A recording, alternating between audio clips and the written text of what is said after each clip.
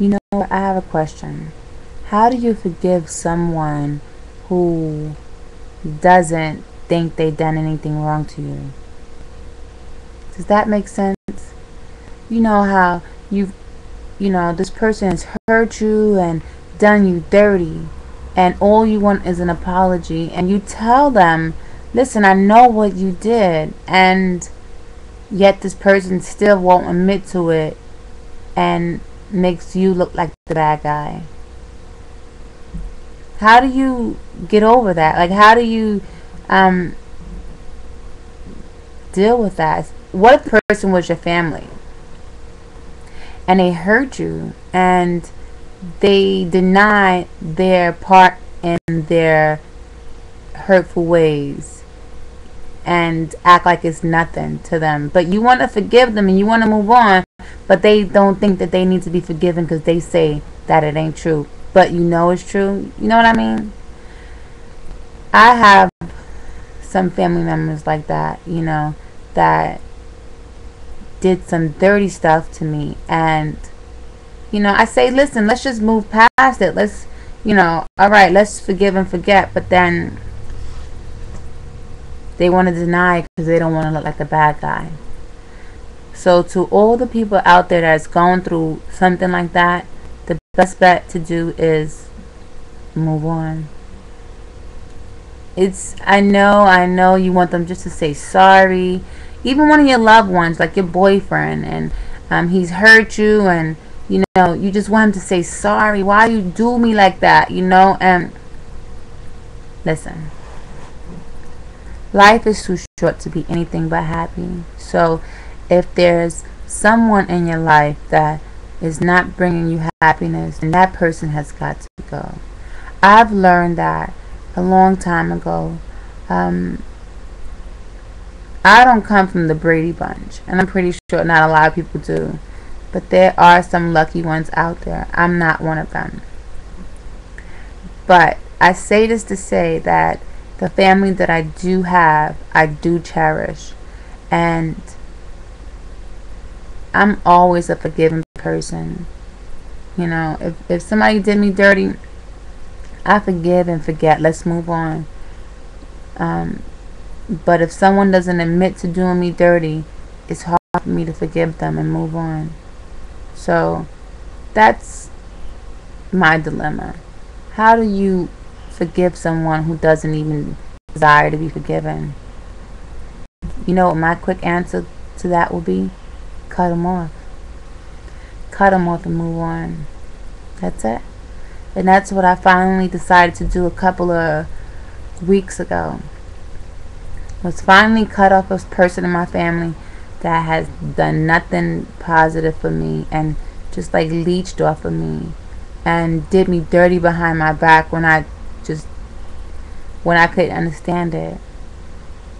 Hey, but it's funny how when you cut people off, God, it's like, how you cut a weed and then the other flowers around it is able to grow? That's what it feels like. I cut off a weed and everything is growing around me, and I can't even explain it. And there's times when you want to go back and be like, hey, we're family. Why do you do stuff like that? Why we can't just be unity, come together. Let's have Thanksgiving dinner. Like, Thanksgiving is coming up, and I have a lot of sisters, I have a couple of brothers, and of course anybody would want to be loved and have that big family dinner and everything, but it just doesn't happen. Then you have to ask yourself, it's time to really move on. And that's the reason why once my divorce is finally through, which is, by the way, December 12th, my divorce is final. But since my divorce will be final on December 12th, I decided not to pick up my maiden name anymore. It's a new leaf. It's a new chapter in my life. And for the family that can't see the diamond in the rough that God has made me and is making me, and every day that I'm working hard to maintain, if you can't see that in me, and you can't, okay, if you don't want to come clean to your mistakes, fine, but move on. And if you can't do that, then I can no longer affiliate myself with negativity, you know. But I do have some good family members out there that are battling their own issues that I never even known. Yesterday I picked up the phone and called one of my family members, and I thought that this family member had it all together, and come to find out that she's struggling too. And it's not a financial struggle. I'm not going to say that, but it's just a everyday life struggle. And I would not known how to not pick up the phone and talk to her, and it just felt so good to speak with her. You know, it just felt so good to just talk to one. She, you know, this woman has been through a lot too, and I'm proud of you. I'm proud of my aunt. Yeah. So it was really good to speak to you yesterday, and I love you. Yeah.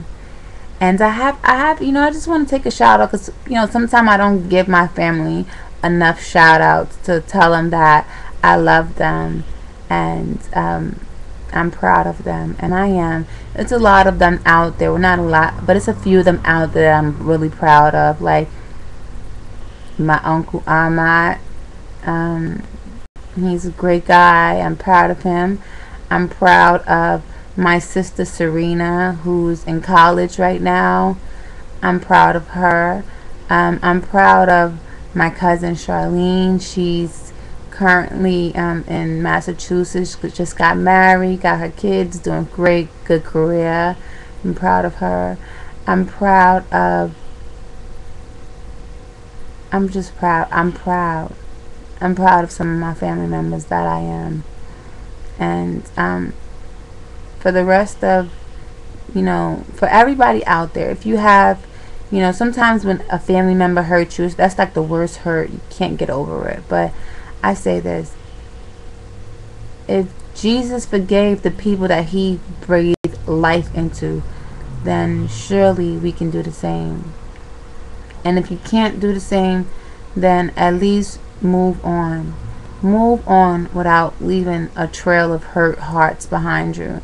No need to hurt one another. If you can't get along with each other, don't talk about your family anymore. Don't. I used to be like that. Just put them down because they put me down. But in the end, it made me feel bad because I don't want nobody to hurt. And I surely don't want my family to hurt. So, if any of my family is out there and looking at this video, I want you to know that I can't go back and fix the past, and you can't go back and fix the past. But from this day forth, we can live a new life. And if not, I still wish you the best. And to all my friends out there that we've lost touch, or something came up, or whatever, we had discrepancy, whatever it is, listen, today's a new day, and let's start all over.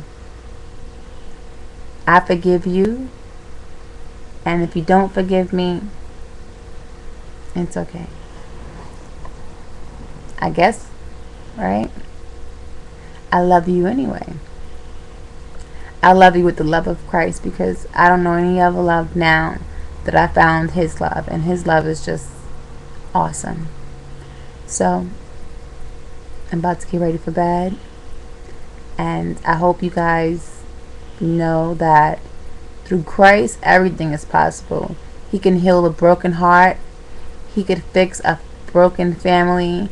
He could fix a marriage, a mother-daughter bond, a sister-brother bond. He can fix it. But you have to ask yourself, is it worth it? Okay? Have a blessed night, and I pray that this word has touched you. Gotta go.